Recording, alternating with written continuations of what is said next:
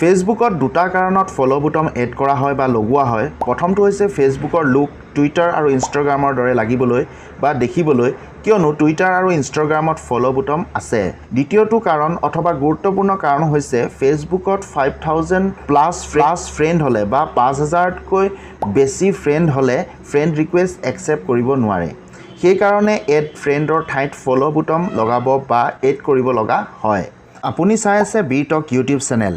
এনেধৰণৰ social media আৰু আন টেক বিষয়ৰ ভিডিঅ' ৰেগুলাৰ পাই থাকিবলৈ চেনেলটি ছাবস্ক্ৰাইব কৰিব আৰু বেল আইকনটি টিপি অল কৰিব সকলোতকৈ ভিডিঅ' আগত পাবলৈ। আজিৰ এই ভিডিঅ'টিত ফেচবুক একাউণ্ট এটাত ফলো বুটাম কেনেকৈ এড কৰা হয় বা লগোৱা হয় সেইটো কৰি দেখুওৱা হ'ব।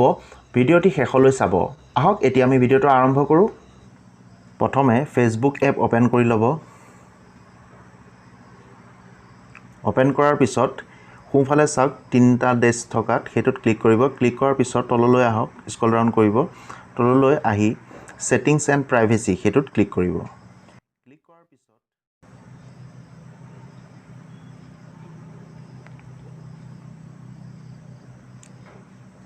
ছেটিংছত ক্লিক কৰিব। ক্লিক কৰাৰ লগে লগে ইণ্টাৰফেচ এনেকৈ ওলাই আহিব।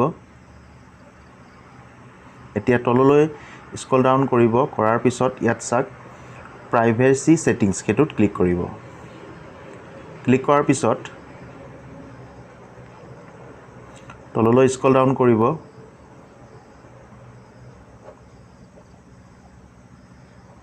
কৰাৰ পিছত ইয়াত আছে চাওক হু কেন চেণ্ড ইউ ফ্ৰেণ্ড ৰিকুৱেষ্ট সেইটোত ক্লিক কৰিব। ক্লিক কৰাৰ পিছত ইয়াত এভৰিৱান চিলেক্ট হৈ আছে, সেইটো তাৰ ঠাইত ফ্ৰেণ্ডছ অফ ফ্ৰেণ্ডছ সেইটোত চিলেক্ট কৰিব।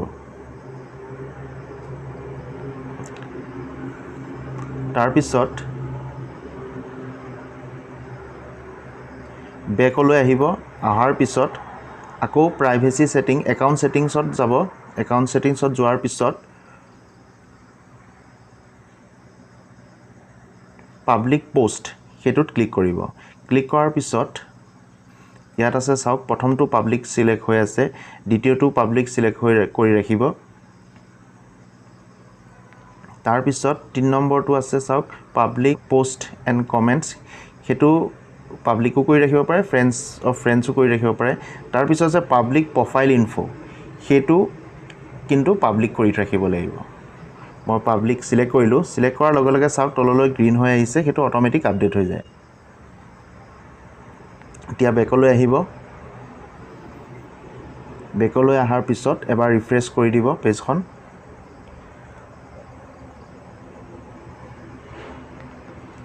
ৰিফ্ৰেছ কৰাৰ পিছত এতিয়া চাব চাওক ফলো অপশ্যনটো আহি গ'ল, ফলো বুটামটো।